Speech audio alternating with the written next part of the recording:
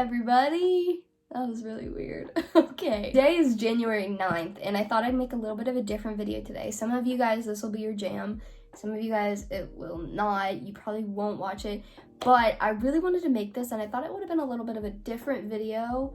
If you can hear in my voice, I'm currently sick. I just got COVID tested today. My dad was diagnosed with COVID today, and I was around him, and both of us started getting symptoms around the same time. So, just living the life. I'm in quarantine currently, so I thought I'd make a little bit of a different video today. If you guys don't know what I'm majoring in, I'm majoring in English in the creative writing concentration. I recently was actually double majoring in film and media arts and that, but over the weekend I actually decided that I had more of a passion for creative writing than anything else and wanted to be able to give my full concentration towards that and nothing else. So I just really want to be able to go places and put myself out there and really try to pursue it, because I know that's a really hard field to get into and get a really good job. So I'm just out here, trying my best. I wanted to do a little bit of something different today. There's this awesome website called Notion where you can go in and basically organize your life. I have a planner, and I love to do all my stuff on my planner, but this was just easy because I like being able to electronically check things off and then it goes away. So I was like, ooh, let's just try this. And there's this little area where you can put your reading list on there.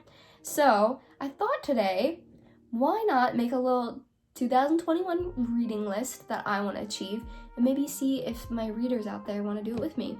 So I currently, over the past week, found the best books that I would like to read for an English major.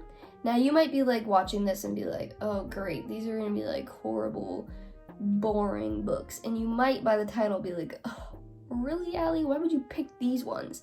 Well, there's a purpose behind everything. I think that classic books are classic and well known for a reason. I think that they were discovered and they're not boring. Maybe their language once in a while throws you off and you're like, I don't get what's happening. But if you really dig into the story, whether it be you watch someone talking about it or you read the Spark Notes or something like that. Oh, and by the way, this isn't snot. I put Aquaphor on my nose 2 seconds ago, so let me just clear that up. I think it's important to read those, especially if you want to dive into this field. Maybe some of you guys are in this field and are feeling the same way and you can't get motivated, you don't know which books to choose. Well, I have a great list right here of 13 books, which means about one per month, maybe one per month, and then one per month for 11 months, and then 2 for the last month, or whatever. Whenever you have free time, maybe 2 short books in 1 month. There's 2 playwrights in here, so maybe you could read those both in 1 month, because those are 3 hours tops, really, 3.5 hours tops to read, total, front, cover to cover, or watch. If you want to watch it, cool, whatever suits your fancy. I came up with a list of 13 books that I thought were important classics that I wanted to read, and some of these are really challenging, I won't lie. One of these I already started reading for a class, so I thought I'd throw it in here, but I think it's so important that if you're going to this major or you just want to expand your reading index or whatever, and just want to, read and know about them, so when people ask you, these literature specialists and professionals, and they come up to you and they're like, have you read Wuthering Heights by Emily Bronte? You could be like, yeah I did. And they're like, oh, well, did you read War and Peace by Leo Tolstoy? I can't even say his last name. Well, I don't have War and Peace on here, but if you want to read that one, great. I will have to do that at some point in my life, and I'm sure I'll do it willingly anyway. But I came up with some that were probably more of wanting to get these down this year. I really want to learn these this year. So the first one I have on my list is Wuthering Heights by Emily Bronte, and I thought I would tell you guys a little bit. The name of that already bored me to death. Wuthering Heights, you just However, I did start reading this at the beginning of January, just because this is the first book that I want to pursue of the month. January, Wuthering Heights is the book of January. I started reading it and I literally cannot stop. It is so interesting. At first I kind of was like, okay, great, I just picked a boring book. No, I didn't. I picked a great book. If you keep reading, oh my gosh, it is so interesting. Like, it literally goes from, like, this, like, historical, like, fiction, and then it goes into, like, this past, and then it's, like, a nightmare, and, like, literally creepy, like, ghost, and then it's, like, oh, then it's this guy finds it, like, this, oh, I don't even know, like, it just, and then it's, like, a romance, like, it really just, like, keeps, like, going in every direction, yet it makes complete sense, and nothing is missed in this book. So, Wuthering Heights, basically the only thing that I could find of, like, a book description of Wuthering Heights is perhaps the most haunting and tormented love story ever written. Wuthering Heights is the tale of the troubled orphan Heathcliff and his doomed love for Catherine Earnshaw. And I know maybe that doesn't sound like the most spectacular story ever. Please give it a shot. It is so good. Oh my gosh, I love Heathcliff. Anyway, it's so good. Okay, the next book is one that I really am struggling to read. It's a challenger, but that is so important.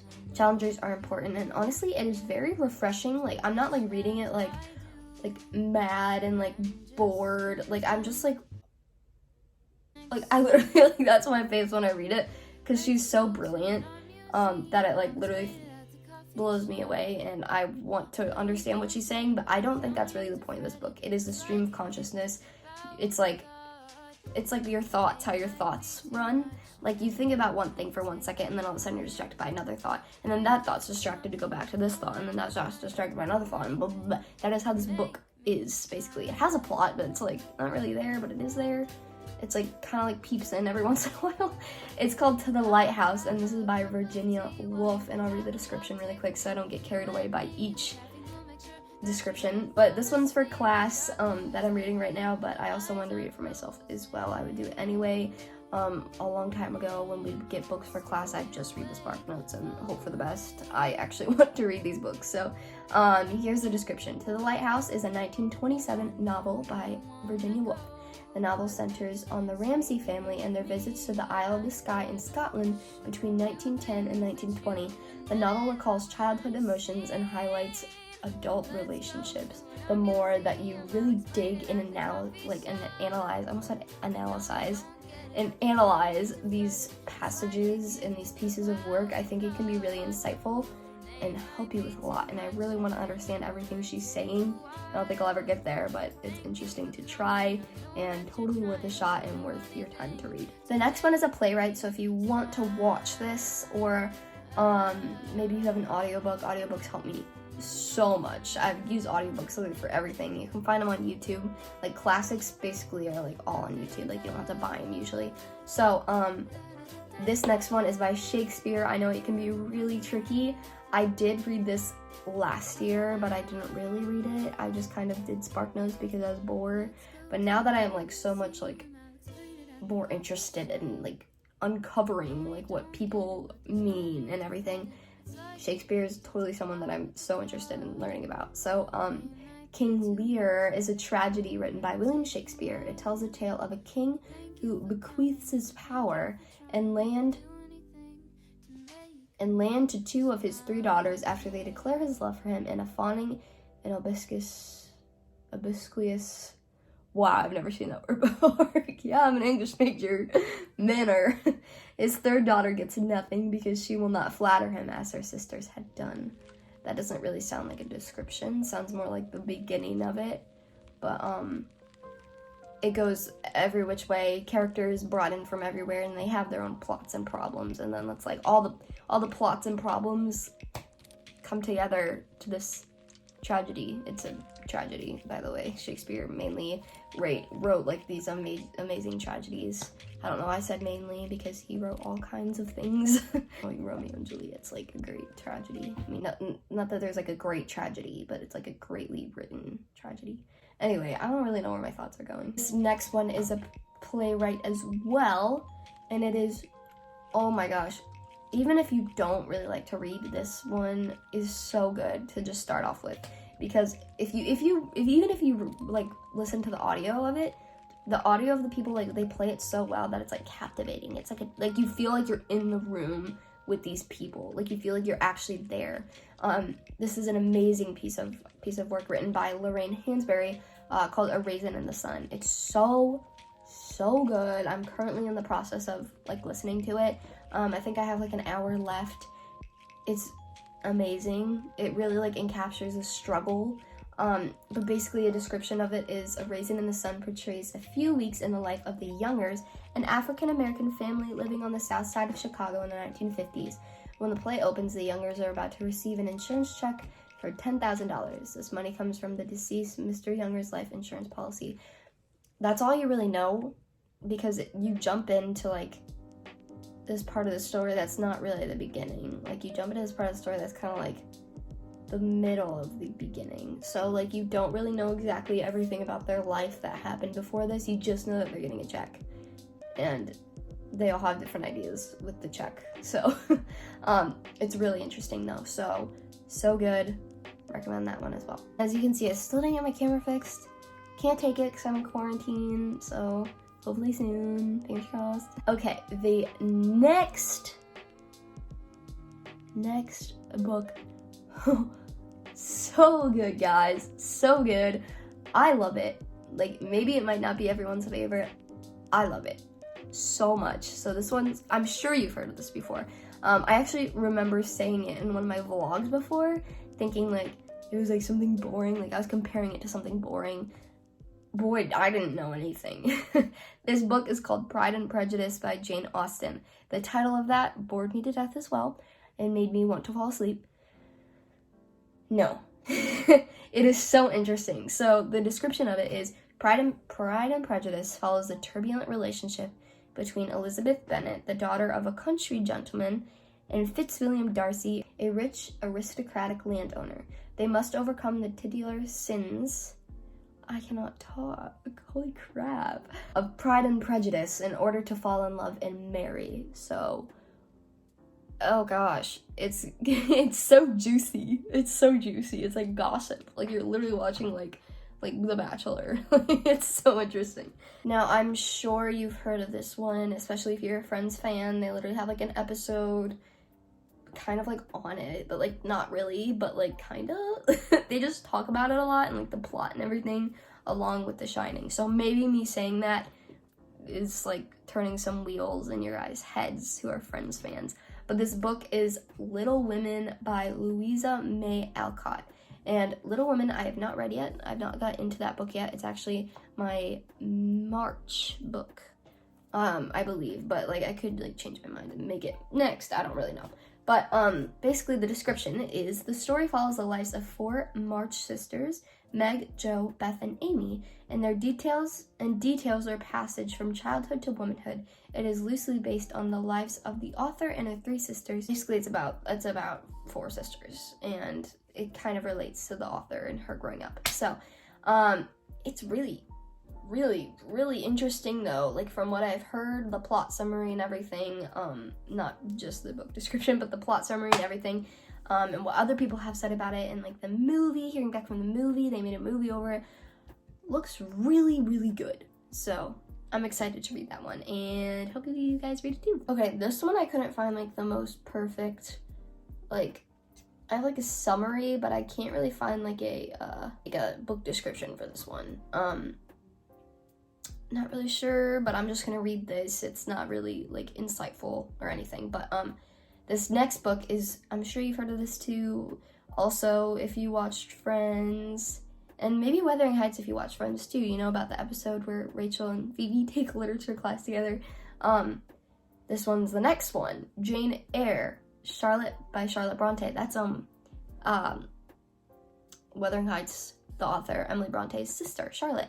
They do say that Emily Bronte is a bit more of a better writer than Charlotte, but that Jane Eyre is still a classic. So I'm interested to see how like similar their writing is to each other. Anyway, I have such fat hands. Holy crap. Jane Eyre. Just the name already kind of sounds interesting. It sounds like a very boring name, and that's not like to offend anyone. Like, if your name's Jane Eyre, you're probably not boring, but like, this is like what it just seems like, such like a plain name, but it's gonna be the most interesting story. like the most interesting story. I already have that gut feeling. So, Jane Eyre.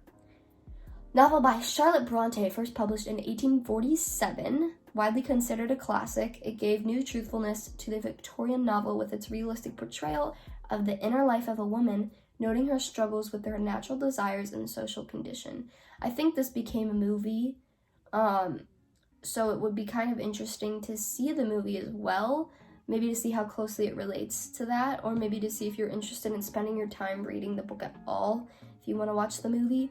I think this is totally worth spending my time reading. It is a classic. I've heard great things about it. I just have never read it yet. So that's on my reading list for the year. So this one's actually really interesting. Like, I cannot wait to read this book. So this is a novella written by Robert Louis Stevenson. You may have heard of this book before if you've heard of Jekyll and Hyde, maybe. This is The Strange Case of Dr. Jekyll and Mr. Hyde. This sounds literally like such an interesting book. Robert Louis Stevenson actually wrote this book when he was in bed sick. He wrote it in just a couple of days, and then his wife was like, you should write it from this narrative perspective, and he was like, oh, okay. And then he literally deleted everything and rewrote it. Like, I would have been like, excuse me, like, no, this is good. Like, hello. But you know, he was like, oh, great idea, Mrs. Stevenson. And, and wrote it again, and then got it edited and like put it out. Like, he thought of some brilliant ideas while he was sick. I can't come up with any brilliant ideas while I'm sick. I literally can't focus on anything, so credits to him. But basically, it's about a London legal practitioner, which also is a doctor, named Gabriel John Utterson, who investigates strange occurrences between his old friend Dr. Henry Jekyll and the evil Edward Hyde. Sounds so interesting. I've heard like things that this has to do with like mental illness, like schizophrenia and like multiple personality disorder. I don't really understand it. I don't know if that's true. It's like an alter ego basically between the two, and they're like, I don't know. It sounds so good. It almost makes me want to make this my next book, but I don't know. I like made a schedule, but I'm probably gonna break it. So this next book I've heard is actually one of the most challenging books to read ever. But that's the reason why I put it on this list. I don't think I'm gonna understand any of it, but I hope to at least get little parts of it, and I think it honestly sounds so interesting. Like, to me, it sounds very, very, very interesting. So, anyway, this is called Finnegans Wake by James Joyce. If you know James Joyce, he's written some books that confuse people. They don't get it. There are some great scholars and people who do understand it, and I'm sure some people who are my age that get some of his books, but I don't. So, well, I guess I can't say I don't. I'm gonna see, but I'm sure I won't. Well, I need to have a little more confidence in myself. Maybe I'll get it. I don't know, but it's called Finnegans Wake, and this is the description. It is a complex novel that blends the reality of life with a dream world. The motive idea of the novel is that history is cyclical. Cyclical. I said it right. That's a weird word. What does cyclical mean? Like, on a repeat? Yeah, occurring in cycles, recurrent. Oh my gosh, guys, I can't talk. That makes sense. To demonstrate this, the book ends with the first half of the first sentence of the novel.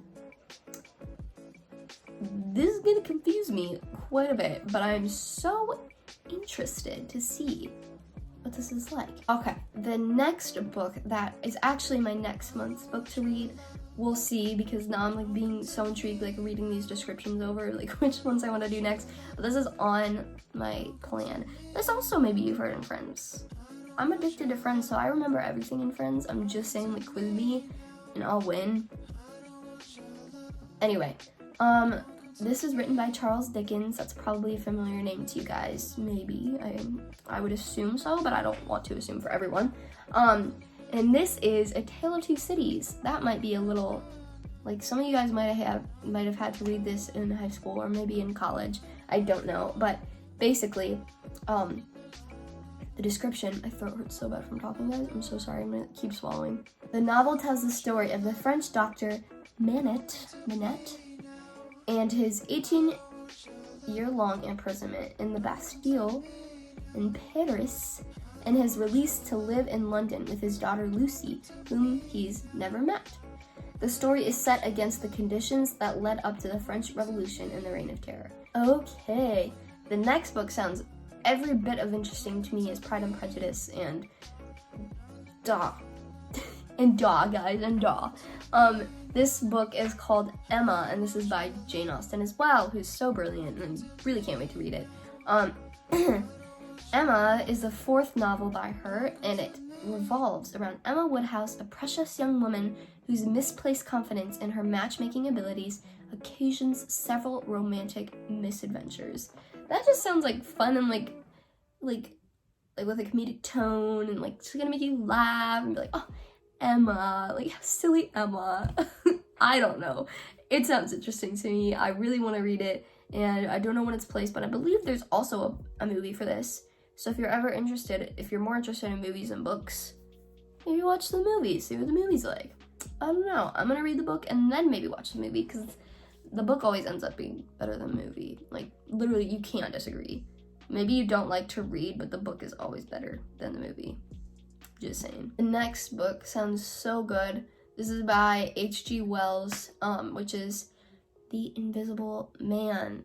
Even just the title of that sounds like, ooh, wow. Like, it just sounds interesting. Even if it's like a fiction,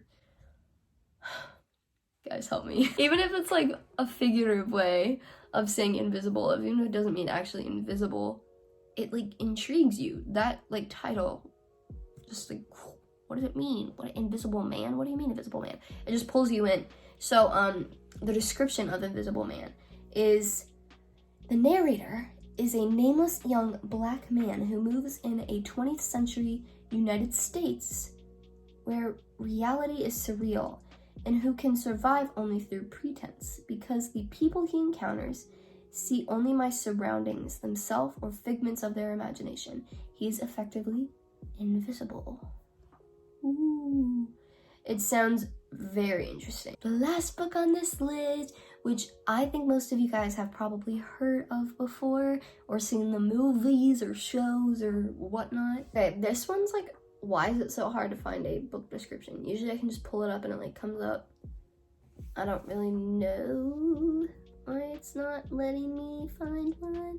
I guess this is kind of a better one than the ones I found. So the next one, I'm sure you've heard of this character before. I'm actually in the middle of watching a movie. Me and my friends are actually supposed to finish watching it in like an hour. Enola Holmes, that last name ring a bell?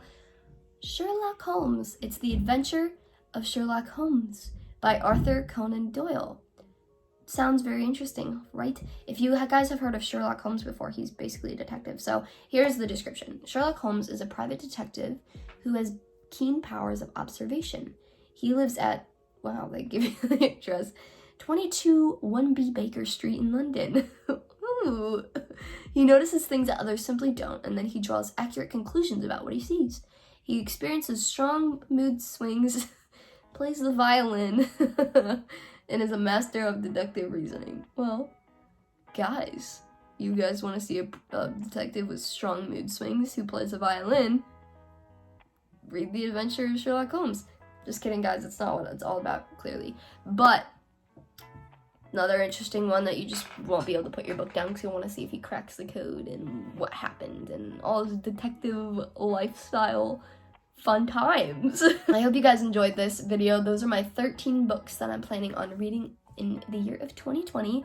I'd love it if you guys had a good time or like were interested in learning more about this and maybe wanting to do the reading together and then maybe like talk about it after. I would totally make videos on that. I don't know how much of you guys who watch my videos are much of like English, like literature, like fiction lovers, but I am, and I kind of want to use my platform a little bit for that. So if I can outreach this to other people who are interested in those kinds of things like me, then it would just make life fun. It would make it awesome. So I hope you guys enjoyed this video. I know it was kind of like a little bit of a boring video, but I love watching these kinds of videos. I love seeing what people are going to read and hearing descriptions of books and how other people describe their experience with that book and if they liked it and stuff. So interesting to me. I always am watching book reviews on YouTube, so hope you guys enjoyed. I'd love to get some feedback on this video, but so excited for 2021. Woo! Ooh, start 2021 off with COVID. Okay, bye everyone.